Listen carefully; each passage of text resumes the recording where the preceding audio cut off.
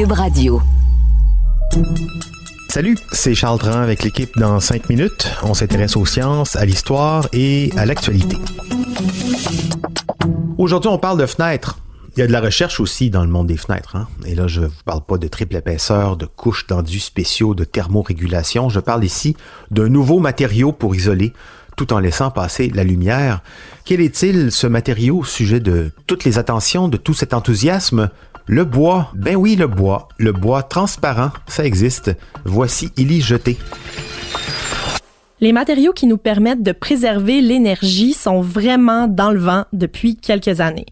En construction, comme partout, si on ne fait pas de choix plus verts, on ne sera plus là pour en parler dans 100 ans.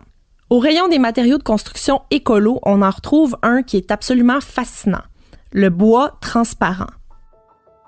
Je ne suis pas en train de me moquer de vous, du bois transparent.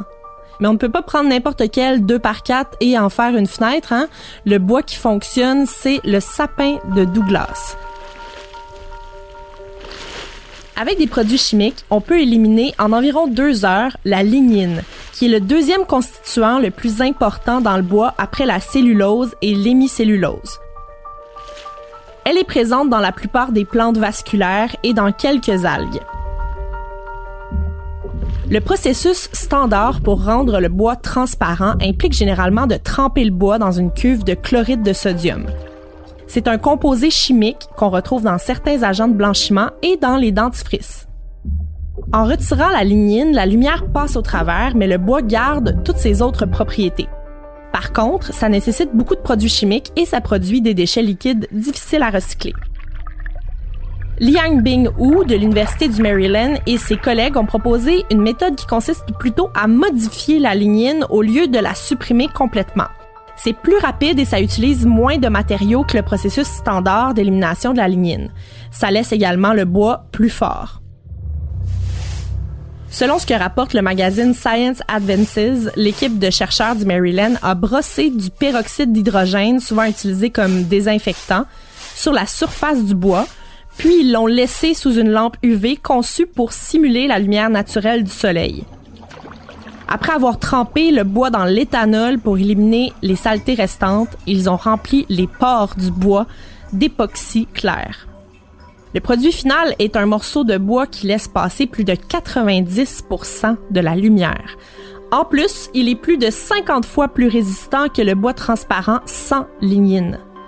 Le bois transparent est plus léger et plus résistant que le verre. Il pourrait potentiellement être utilisé donc pour créer une maison transparente.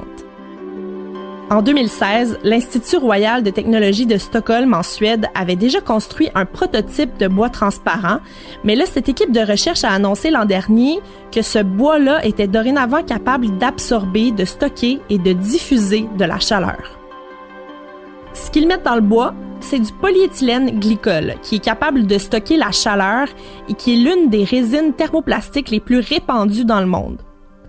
Ça résiste aux agents chimiques et aux chocs. Comment ça fonctionne? Eh bien, ce matériau-là prend une forme solide à 20 degrés Celsius et il fond vers 27 degrés Celsius.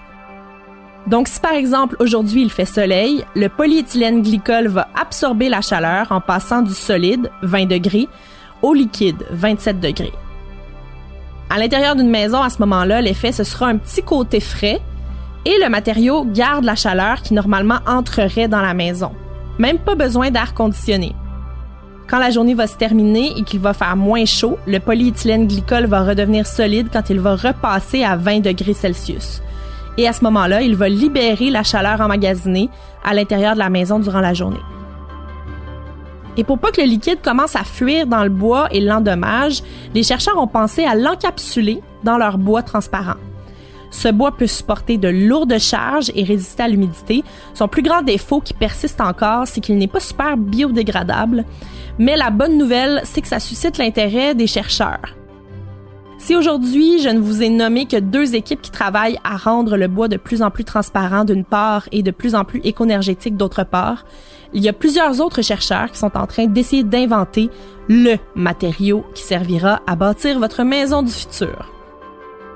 Ouais, on avait déjà d'ailleurs fait un épisode sur une technologie semblable, le Woodoo, Technologie française, justement, encore ici, on remplaçait ou on modifiait la lignine par un époxy ou un autre produit de remplissage tout en préservant la structure naturelle du bois. En tout cas, des fenêtres en bois thermorégulatrices en plus. C'est prometteur. Hâte de voir ça en vrai. Merci, Élise Jeté. C'était en 5 minutes.